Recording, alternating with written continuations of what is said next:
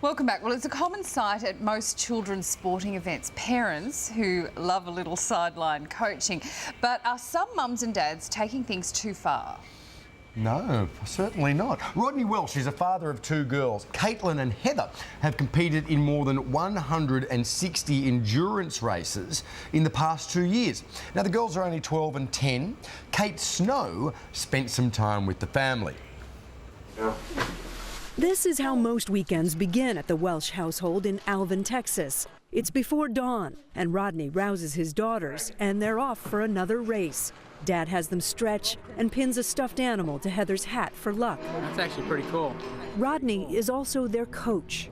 5 minutes before the start, they're still up there fighting with each other or doing something silly, and then it's time to start the race, and they're all serious. You look good. Don't let the pace guy fool you. He's slowing down. You got to run what you need to run. And then they come to the finish, and they turn it off, and now they're like a little kid again. Do you feel like you have to try hard, or does it come really naturally when you get out and run? It comes really natural to me. It's just like you get out there and it's just relaxing, but sometimes it's really hard.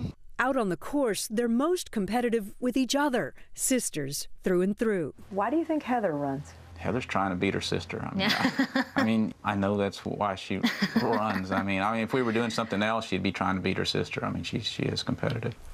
In Hawaii, that competitiveness was on display as she pushed herself up the mountain.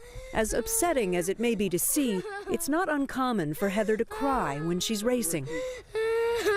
When you're running, sometimes you start to get upset. You start to cry. Yeah. Yeah. Do you know why? What makes you cry? I just cry to get through things, like if my stomach hurts or my side hurts, or... Is it because people are passing you? Not that much. Maybe just a little. Just a little. Yeah. Some people who watch the races, when they see you crying, they get worried. Yeah, they think that my dad's pushing me and making me to run, so I'm just like, no, I'm fine, I'm just gonna keep on running. Is your dad pushing you? He pushes me to get better, but he doesn't, like, make me run. You run because you want to run. Yeah. Fair enough. Are we pushing kids too far, though? Let's bring in Pinky McKay, author of Parenting by Heart. Good morning to you, Pinky. Now, endurance running for a 10 and 12-year-old sounds to, I don't know, a couch potato at heart like myself, as something a little bit excessive. I don't know, what are your thoughts? Well, I think it's not so much the running that is the problem. The kids look quite fit, but when you see a little girl getting that upset, I think it's really sad, the attitude that I have to win to make my parents feel proud of me. I think that's something as parents we need to be really careful of.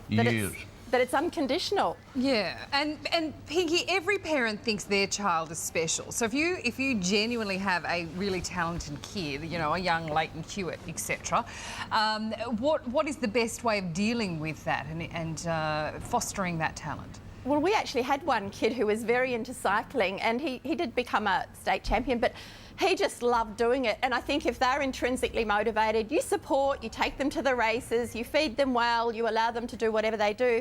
But if it's not intrinsic, if you're doing all the driving, one day they're going to stop anyway. And if they stop, don't get disappointed. They may stop and do something else. That's true. Although to a certain extent, you know, you do have to push your kids a little bit, don't you? Because they're not always motivated to get up and get outside and run around or play sport, particularly in the age of computer games. I think it's about being a role model yourself. You know, don't live your life through your kids. Yep. You be the role model. You get out there, take them swimming, take them bike riding, go to the pool, do those things. Because like you say, you've got your couch potatoes. And if the parents are sitting around watching TV or playing video games themselves, you can't expect the kids to do any different. Yeah, like Jess sits around watching motorsport most Sunday afternoons, and I just think it's a bad example for Thank you, Pinky. Lovely to see you. Good on you, Pinky. We'll chat Thank soon. you.